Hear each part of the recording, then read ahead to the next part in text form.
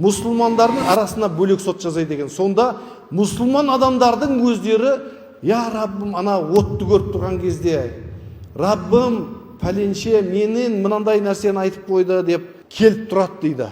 Мұсылмандардың өздері, нағыз осы дүниеде бауыр болғандардан басқасы. Раббым, менің хақымды жеген еді, оның өтейтін, төлейтін дүниесі болмайды о жақта.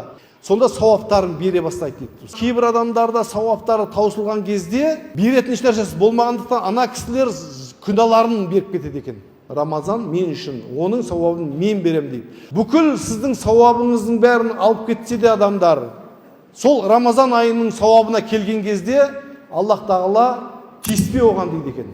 Әл-ғани, Аллах тағала бай, оның байлығы таусылмайды. Анау келіп тұрған адамдардың барлығының хақысын өзі өтеп жібереді дейді. Әр-райян есігінен кіргізіп жібереді жәннатқа дейді. Сол Рамазан айында әшейін ұстай салмасаң да аш деп жатыр ғой.